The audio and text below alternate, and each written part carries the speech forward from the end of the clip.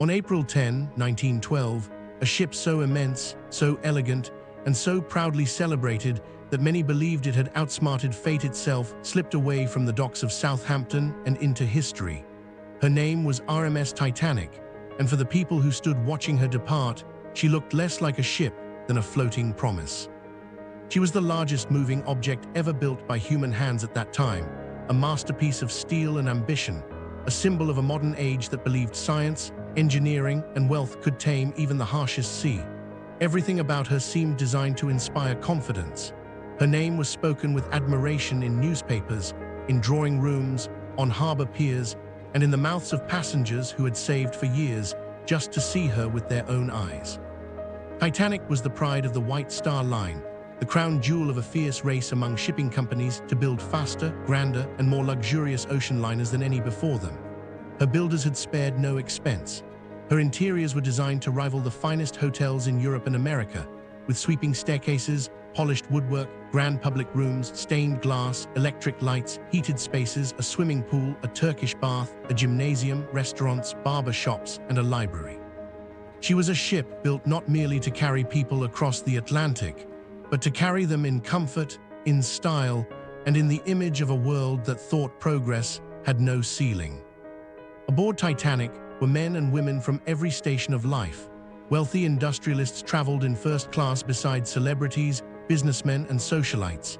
In the lower decks were immigrants, families, and dreamers from across Europe, people who had purchased steerage tickets with hope in their hearts and America in their minds. Some were fleeing poverty, some were escaping hardship, some were chasing a future they could not yet see. All of them had boarded the same ship, though not all of them would arrive at the same destination. At the center of this immense floating world stood Captain Edward John Smith, one of the most respected sea captains of his time. He was 62 years old, experienced and admired. To many, his presence alone seemed to certify safety. If Captain Smith was on the bridge, then surely all was well. The Titanic herself was considered so advanced, so carefully designed, that people spoke of her in near-mythic terms. The word unsinkable attached itself to the ship like a halo. It was repeated by officials, passengers, and journalists until it became more than a boast. It became a belief. On her maiden voyage, Titanic left Southampton bound for New York, making her way across the North Atlantic with an air of calm confidence. The early days of the journey were filled with excitement. Passengers dined under sparkling lights, walked elegant decks, wrote letters, played cards, and admired the ship's craftsmanship. The ocean around them seemed endless and peaceful. Yet far to the north, in the cold waters of the Atlantic, the sea was not peaceful at all. It was a field of drifting ice. By April 12, the first warnings began arriving. Messages from other ships spoke of icebergs and dangerous conditions ahead. These messages were not unusual. Maritime radio operators routinely exchanged warnings to help ships avoid trouble. Titanic changed course more than once, but she did not slow in any meaningful way.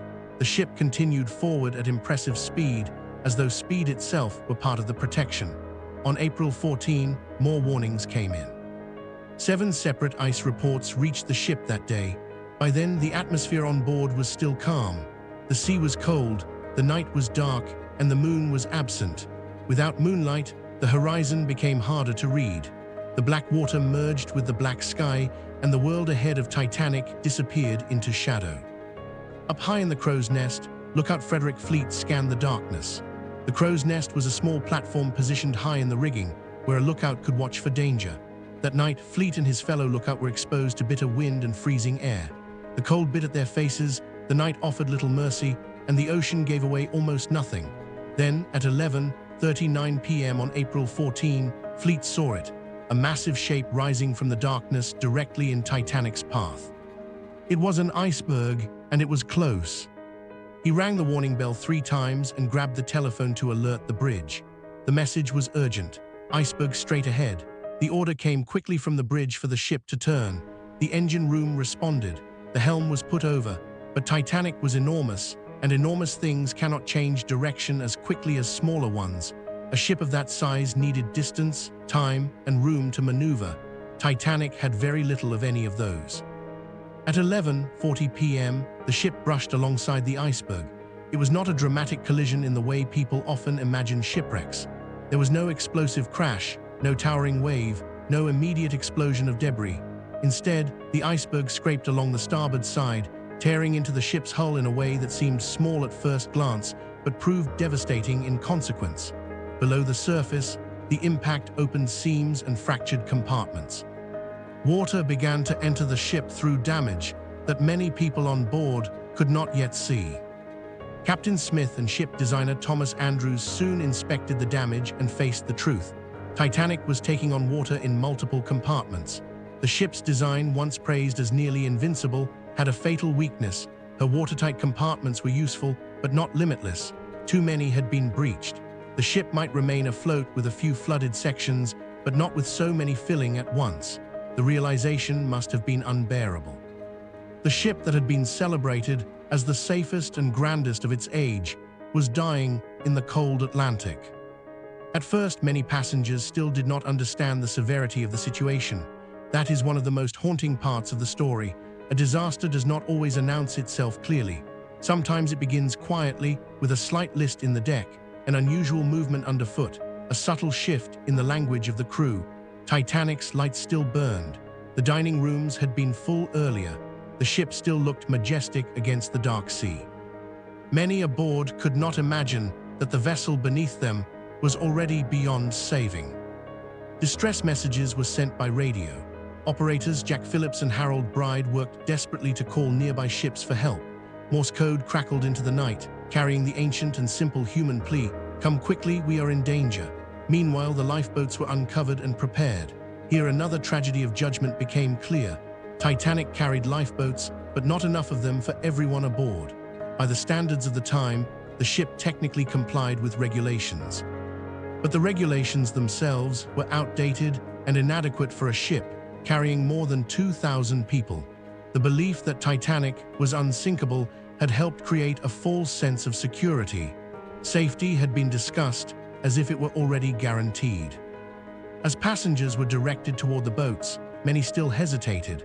Some believed the situation was temporary. Some thought the ship was too large to sink. Some did not want to leave the warmth, light, and relative order of the great liner for a small boat in the freezing night. In the early stages of evacuation, some lifeboats left the ship with rooms still empty because crew members feared overloading them or because passengers did not yet understand the danger. That hesitation, born of disbelief, cost lives. As the minutes passed, the ship's angle began to change. Water filled the forward compartments. The bow settled lower and lower into the sea. The stern rose. The great liner, once level and proud, began to tilt in a way that made walking difficult and panic easier.